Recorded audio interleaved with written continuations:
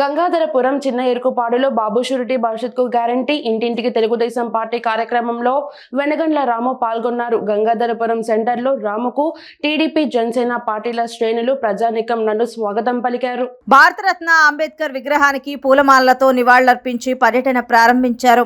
మంగళహారతులు పూలమాలలతో గ్రామస్తులు రాముకు ఘన స్వాగతం పలికారు.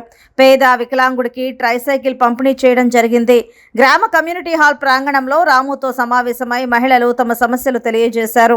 భారీ ర్యాలీగా గ్రామంలో పర్యటిస్తూ ప్రజల సమస్యలు అడిగి తెలుసుకుంటూ టీడీపీ జనసేన మేనిఫెస్టో అంశాలను ప్రజానికానికి వివరించారు. ఈరోజు గంగాధరపురంలో బాబు షూరిటీ భవిష్యత్ గ్యారంటీ ప్రోగ్రాము ప్రకారం ఇంటింటికి తెలుగుదేశం అనే నినాదంతో మేము గంగాధరపురంలో తిరగడం జరుగుతుంది.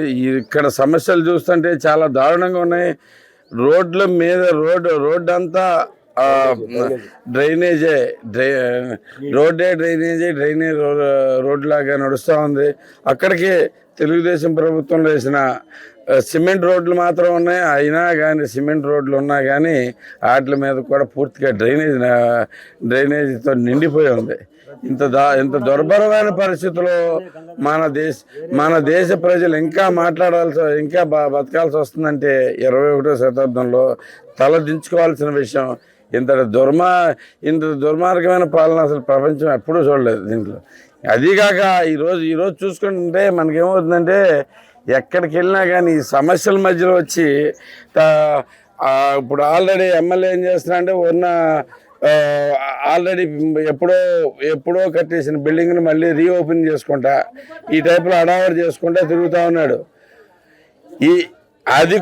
దానికి కూడా ఆల్రెడీ గొప్ప విషయం ఏంటంటే ఆల్రెడీ గుడివాళ్ళలో హౌస్ అరెస్టులు స్టార్ట్ అయిపోయినాయండి. ఈయన పర్యటిస్తుంటే ఎంత దారుణం అంటే మన మోటూరు గ్రామం వెళ్ళినప్పుడు అందరినీ హౌస్ అరెస్టులు చేసి అక్కడ సభ గొప్పగా నిర్వహించానని చెప్పి అనుకుంటా ఉన్నాడు.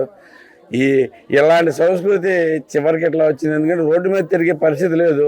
రేపొద్దున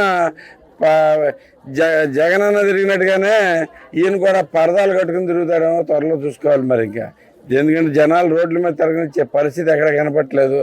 ఎక్కడైనా మీరు చూస్తుంటే వెళ్ళిపోయి పోలీసులను పెట్టుకుని సభలు నిర్వహించుకుంటా హౌస్ అరెస్టులు చేసేసి సభ నిర్వహించి చాలా గొప్పగా చేశానని చెప్పి ఫీల్ అవుతా ఉండే పరిస్థితికి వచ్చాడు చివరికి. ఎప్పుడన్నా జరిగిందా గుడివాడలో హౌస్ అరెస్టులు చేయాల్సిన పరిస్థితి? ఒక ఎమ్మెల్యే మీటింగ్ పెడితే హౌస్ అరెస్టులు చేయాల్సిన పరిస్థితి ఎప్పుడన్నా వచ్చిందా? మీరు ఒక్కసారి ఆలోచించండి. ఎంత దారుణమైన పరిస్థితిలో గుడివాడ పడిపోయింది. సో ఇతనికి కూడా పరదాలు తుట్టుకుని వెళ్తాడు ఇక్కడి నుంచి. సో ఏదైనా కానీ ప్రజలందరూ కలిసి ఐకమత్యంగా పోరాడుతూ ఉన్నారు. వాళ్ళ బాధలన్నీ వ్యక్తం చేస్తూ ఉన్నారు. ఇప్పుడు ఏంటంటే రోడ్డు మీదకి వస్తే ఎమ్మెల్యే కనపడితే బాధలు చెప్పుకుందామని చూస్తారు ఎవరైనా కానీ. అలాంటిది కనీసం వాళ్ళకి చెప్పుకునే పరిస్థితి కూడా లేకుండా 5 ఏళ్ళు అయిపోయింది. 5 ఏళ్ళ నుంచి ఎటు దొరకలేదు. ఎలక్షన్ టైంలో వస్తారు కదా, ఇప్పుడన్నా సమస్యలు చెప్పుకుందామని ప్రజలందరూ ఎదురు చూస్తూ ఉన్నారు. అయినా కానీ ఏమాత్రం అవకాశం అనేది ఇవ్వకుండా తిరుగుతూ ఉన్నాడు ఈ ఎమ్మెల్యే. ఇతను పంపించే టైం వచ్చేసింది. మనం అందరం ఇలాగే ఇంకొక 3 నెలలు ఓపిక పడితే మన గవర్నమెంట్ తెచ్చేసుకుని మనం ఇక్కడ ప్రజా వ్యవస్థ ఏర్పాటు చేసుకుందాం మళ్ళీ.